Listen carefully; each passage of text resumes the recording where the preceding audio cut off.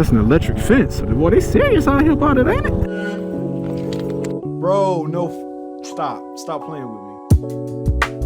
All right, today we're gonna be looking at more motorcycles on the insurance auction lots. Today is gonna be Copart. I use the broker Auto Bitmaster, and for IAA, I use Bid Export. But today we're gonna be looking at a specific bike, a Lowrider ST on Copart, because it piqued my interest because this bike is actually located at my local Copart. So there's a good chance I can go see this bike. So we're gonna jump over to Auto Bitmaster and we're gonna type in FXLRST. That is the Harley Davidson code name for the bike.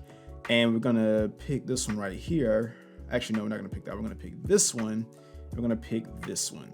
So that is not the bike. This is the bike in question that I'm looking at. It is a black 2023 Harley Davidson Lowrider ST. And what's interesting about this bike, or why I'm interested in it, again, is because it's local, and also because I actually have a Lowrider S in my garage. And having the same bike, it kind of allows me to compare what's broken and how certain things should be on the bike. So when I look at the pictures, because typically I don't have an opportunity to physically go to the lot to see the bike, I have to kind of go off of what, like, pictures to kind of understand like, this is supposed to be this way, this isn't supposed to be this way. But obviously when you get wrecked stuff, you don't really know until you start peeling the layers back. So I really like this bike. I got a chance to ride one, do a press event on it. It was a lot of fun. Really enjoyed the bike. And really the big difference between the ST and the S, the ST is going to have the fixed fairing. So when you turn left and right, the fairing is going to keep pointing forward. Also, it has bags, and also it's going to have a different suspension setup compared to the S. So basically it's a sport touring motorcycle. So current bid on this bike is $2,150. Has a day and 1 hour left.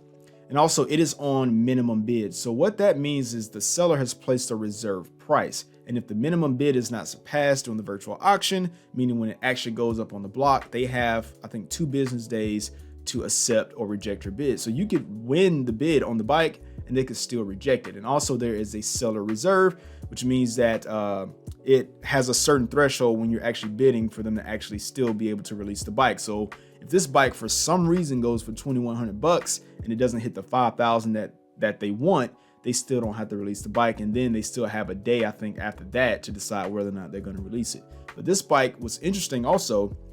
This bike has a Florida certificate of salvage, and the seller is Progressive. But I opened this bike up right here, this 2022 Lowrider ST, because what's interesting is it is also on minimum bid and seller reserve not met. But you can see this bike is in far worse shape than that ST that we were just looking at. The whole front end is gone on this thing. That's not to say that it can't be fixed. With enough money, anything can be fixed.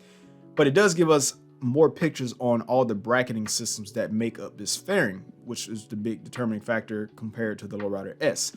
But what I also found interesting is the recommended bid, apparently, according to Auto Bitmaster, is $13,600. This bike is $22,000 brand new, and currently there's nobody that has bidded on it. Also, you can see it is in Iowa. But coming back to this one, the recommended bid is $9,650. So sometimes you can't really go off of that on what the recommended bid is. But I guarantee you this bike is not going to go for $2,100. But another reason why I wanted this bike, being that it's local, is that I save a lot of money on shipping. So at least this is why I'm considering it. So shipping to Montgomery, Alabama, for me would have been $971 to ship the bike from Iowa. Now, if I come over to this one, being that is in my city, it's only $200. So I would be able to bid technically $700 and some more for this bike, simply because I would save that on shipping. Now, obviously, if I get the bike cheaper, then that's what I'm going to do. But anyway, going into this bike, we can see that the fairing is obviously damaged. It's missing the windscreen. The mirrors are all jacked up. Let's see. Go to the next picture. The handlebars are rolled forward. We can see there's damage on the front fender. You can get a front fender swap pretty easily. But if it's not damaged too bad, technically you could probably have it repaired. I have repaired a fender before. We're missing the seat. Now, the thing about the seat, either the seat flew off of the bike or the person had a custom seat and they decided, to just take the seat off when the bike went to auction, right? We've got custom shifter, foot peg, saddlebags look okay. The tank surprisingly has no damage. I was actually shocked about that. That's actually really good news. The rear fender, all of that set up in the back is nice, not damaged. The right saddlebag is damaged, and hopefully this is just the clear coat. You see all that white on there, but if it's just clear coat that's scratched, you can technically buff a good amount of that out, or you could just replace the outer portion of the clamshell saddlebag. Not that big of a deal, right? Got a 2-in-1 exhaust. You also have a different air filter here, which means that there could be either tune or might even have a different cam in there. That's one of the things about these wrecked bikes. You don't really know what prior work was done to the bike unless you reach out to the owner. But typically you just get the bike and that's pretty much it. But 2-in-1, not even scuffed up, and you get a custom air filter and custom foot pegs and everything, and they're not damaged for the most part. That's a pretty good deal. You also see the scuff on the brake pedal right there. All of this looks good. This looks really good. Apparently the bike doesn't turn on, which means that there's a good chance that it doesn't have the key, right? That's not that big of a deal. You can get another key program, but you would probably have to take the bike up to the dealership to have that done. I've had to do that for one of my Indians, but you can see the handlebars are rolled forward, which means that when the bike took front end impact, it rolled. So the forks went towards the frame, which means that it rolled the upper and the lower triple and the risers, which are holding the handlebars, forward. So that's why those handlebars are rolled forward. So this bike does not look bad, right, on the outer surface. But what really concerns me is that front end. So you can see that the bike has been, it took a front end impact, and that front end has been, those forks have been pushed more towards the frame. Now you can see that there's a gap here. That gap should be more significant. So let me show you an image of a lowrider ST that has not been in an accident. You can see right here, this gap is significantly larger compared to that gap. Huge difference, right? Big gap, regular gap, small gap. So that shows that there is some twisted front end stuff going on here, whether it be the upper triple or the lower triple, something's going on. And just to show you a 2022 ST, same thing, right? Noticeable gap there. So something's going on this front end. But what even concerns me more, and this is one of those things where you don't know until you start peeling layers back, which is why I would be hesitant to bid a lot of money on this bike, is there is not as much of a gap between the cylinder head and the frame of the bike. So cylinder head right here, see that there's not much of a gap. So if we go back over here to this ST, there is a gap. It's still kind of hard to see, but let's go to this one. You can see right there, the green right there by the front, there's a gap there. Now, why I'm paying so much attention to that gap is because if that engine is closer to that frame, that's a good indicator that the frame was pushed towards the engine, which means that this bike would more than likely need a frame correction. Now, I am looking at this from the perspective of this one image, but also you can see that the fairing is actually angled downward. It is not supposed to be angled downward. You see how it's angled. It has a downward angle, but it's not that pronounced, right? The bracketing system that holds the fairing could be compromised. You see how it is mounted with some bolts into the frame. You basically drill a hole through the frame, and that's how you mount it. That's how Blockhead did it when he retrofitted his S with the ST fairing. Worst case scenario, you have a bent frame. Now, I've had a frame repaired on an Indian Chief. It cost me like 1,800 bucks. I took that bike all the way down to, or all the way up in my case, to Georgia, to CompuTrack Atlanta, and the bike stayed there for a month. And you might say, well, Brandon, why would you have a frame repaired versus just buying a new one? Well, you have to get paperwork and new VIN numbers and stuff, new titles. And also the new frame for that bike was $3,000. But by the time I was done, I spent 1,800 bucks. The frame was complete, fixed by professionals. They measured it and everything, and the bike came out riding better than a stock bike. So they can be repaired. So this bike, I would be very hesitant on spending a lot of money on this bike if I wasn't able to see it in person, because I don't know if that frame is compromised. And you just simply don't know until you get into it. When I bought my Super Chief, my Indian, I did not know that the frame was bent until I took the gas tank off and I saw this very slight twist in the neck. But the indicator also of that bike was that the front end was pushed in towards the frame. When I see bikes like this, that's the first thing I'm looking for now, is the gap between the engine and the frame. So let's go out here and look at my Lowrider S to see if we can get a similar, I guess, measurement to determine how much of a gap is between that head and the frame. All right, this is my Lowrider S. I bought this bike salvaged. You can see down there, rebuilt salvaged vehicle. I fixed this bike and took it through the proper process, and it's officially rebuilt, street legal. And I actually sold it, so somebody's gonna be coming to get this bike very soon. But I like having this bike in the garage when I'm comparing wrecked bikes online, because I can use this bike as a reference point. So as we mentioned, the gap between the head and the frame, I can fit roughly right there to my first joint bend point on my finger. That's how much of a gap I have. If I stick this one in there, it's about the same. I can fit roughly 2 fingers in there. So if I go see the Lowrider ST in person at the auction lot, I should be able to do the same thing, and that will give me a really good reference point. And just for another reference point, I'm going to put my finger in there.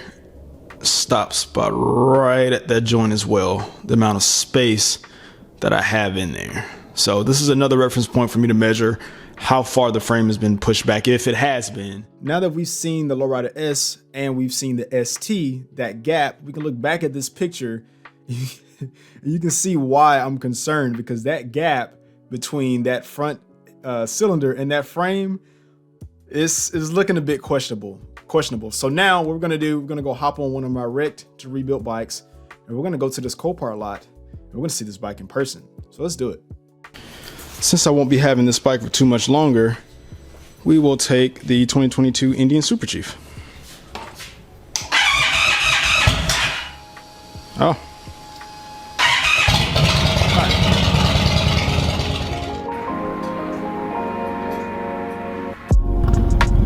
Mr. Waterworks, Suda City. All right, we had to stop at our favorite store first, because I have to pick up a safety vest. I cannot get into these auctions without one of those. So we're gonna go to our favorite store right here, Harbor Freight. We're gonna get one. Safety vest, this large. Now let's get this thing and head to this auction. All right, we are pulling up to Copart, Montgomery. Oh, is that a GT350? That's what it looks like. That is exactly what it is. That is pretty. Alright, we're gonna park, that's an electric fence. Oh, boy, they serious out here about it, ain't it? Alright, we're gonna park right here. I don't know what I'm doing. I ain't never been here before. So, drop this thing off, get this helmet off, and let's go see what Copart talking about, y'all. I'm not used to this, but I had to upgrade my membership from guest to basic just to get out here. Here's the bike from the front. You can see, yeah, you see that crack right there? That is something we could not see on the pictures. This rim is bent right here as well. Going on this side, it actually looks pretty good. I cannot start the bike because the key is not with it, but you are allowed to start them. And check this out right here. See that? My finger does not fit in between that, which means that this bike has frame damage. It has frame damage, guys. Look how close the oil filter is to the oil cooler. Look at this. Right there, you see that dent? That was pushed in. Check this out. I cannot put my finger in there. See that? I can't put my finger in. This bike has frame damage. Somebody's gonna buy this bike and they're gonna be not expecting this thing to have frame damage.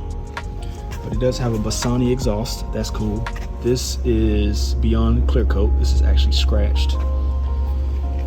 It did not have the key, so it will not power on. But the frame bracket looks to be okay. Some scuffs there. But you can see how far that thing's pushed in. Yeah, that's I don't know what these are down here.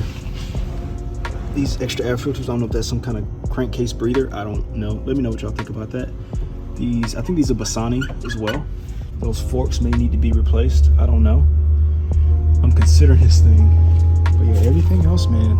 I love the way that they did this compared to the Indian. They put that so you don't see the wires. Aftermarket grips. I mean, aftermarket grips with aftermarket levers as well. I will say the cool part about this is that the fender, the gas tank, you know, those are my fingerprints. Let's see, it's marked off. I don't see any, maybe a scratch on it. The bags, other than that cover and other than this little crack right here, which you can plastic weld. Oh, and the fender. The body parts pretty much look okay. I would rather the fender be damaged. You just probably can just get a brand new one from Harley or an aftermarket one. But that tank is expensive. All right. Onto the bike. Bassani. I don't know, guys. This is interesting. I'm gonna watch this to see how much it goes for. But that's good news to know that my thesis was right, that this bike needs framework. After leaving the Copart lot and seeing that Lowrider ST in person, I did come back home and put a bid in on that motorcycle.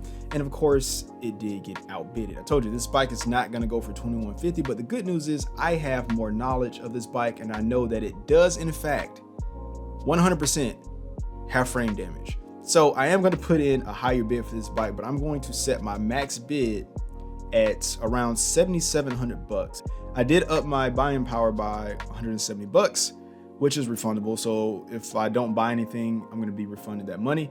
So I'm going to go in here and put in 7,700. And this is just my max bid. So it'll bid up for me up until that point. So I'm going to hit bid.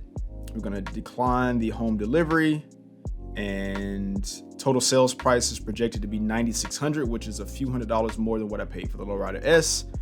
I'm going to hit bid, and we're going to see what happens. Oh, I don't want it. It says I've been outbidded at 7,800, which means that somebody really wants this bike. What that does mean is there's a good chance that this bike may be sold to somebody that's going to part it out. Or it could mean that also the person doesn't know that the bike has frame damage, or they might not care. I don't know, but we're gonna still see what this bike goes for at the live auction. It's a little bit later in the day, and the bikes are on the chopping block, meaning we're able to see the live bidding process. And I think the Lowrider ST is up next. Oh, we got a Lowrider S that I was not expecting. This is really cool. Let's see how much this bike goes for. 2023 Lowrider S. It doesn't look that bad. The front end needs some work. Let's see, 4,200 Ukraine. Like I said, a lot of people from overseas bid on these bikes, which is really cool. But you can bid anywhere in the world, and there's Copart lots also in other places in the world. Oh, dude, $4,200. That's it? That's crazy. I paid $7,200 for my Lowrider S. That's $3,000 difference. Wow. That's just one of those things you don't really know how it's gonna go. But right now we got a breakout. I'm actually shocked, dude. I still say I overpaid for my Lowrider S. Let's see what this breakout does. That front end is jacked up. This is really interesting. Wisconsin and Poland are going back and forth. This is a salvage title, and also the Lowrider ST is next. So let's see what happens. Again, I bid at 7,700 on the Lowrider ST. I'm thinking 8,500 is where it's gonna go, right? 8,500. That's my thought, because I got outbidded at 7,800. Let's see. All right, Lowrider ST. Let's see what happens. Bro, is nobody gonna bid on this thing? Bro, no, stop playing with me. Oh my goodness. Bro. No.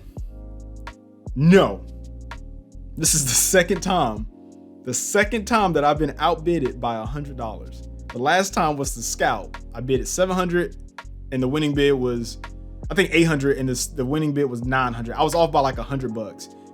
This bike I was off by $100. Dude, what the? Okay, the only thing is I could have bid it more, and they could have kept bidding, and it could have still going. We could have had a bidding war going back and forth. But it did show that the seller's reserve was removed because we bid it high enough to remove that, so it turned into a pure sale. So whatever the bid amount was, that's what you were going to get the bike for, and you were going to get the bike. So that's frustrating. I hope whoever gets that bike, they're parting it out, because if they bought that, the rebuild, which was my intention, and they did not see that frame damage, they might just put it back together and not get all that other work done. But either way, what this shows is I hope you learn a little bit more about the Copart process, the auction, and actually physically going to the lot. That was my first time going. I got so much freaking game from the people that were there, and I'm excited to go again. I got, like, learn about my local state laws, stuff that I can get around, and how to navigate the auction lots, and how to navigate the shipping issues with some of the broker stuff. So I learned a lot, and I definitely think, me going there, even though I was going to see this one bike, I got so much knowledge, and it was worth the time and effort that I put in. So again, if you got anything out of this, looking at these auction bikes, this is the reason why they say go see it in person. But of course, the majority of us, we don't have the luxury of being able to go to the actual lot. So I got lucky with this one. But even though I didn't win it, I'm still glad that I was able to go and see that the bike had frame damage, and also to show you why it's important to go see this stuff. It's not that they're trying to hide it, but they're just churning through bikes and cars trying to get pictures, and but you can always order like separate services and have auditors go out there and take the pictures for you, like extra pictures. But either way, this is normally how I do it without going to the lot. I have to go off the pictures, but also you need to know what you are bidding on, what bikes, how these bikes are put together, so you can you won't get blindsided, or at least reduce the blindsiding that is. So I lost the bike, it is what it is. There will always be another one. But as I said, I hope you learned something from this, and there will be another bike. I will get one in soon, but this just wasn't the one for me. So I will catch you in the very near next one. Peace.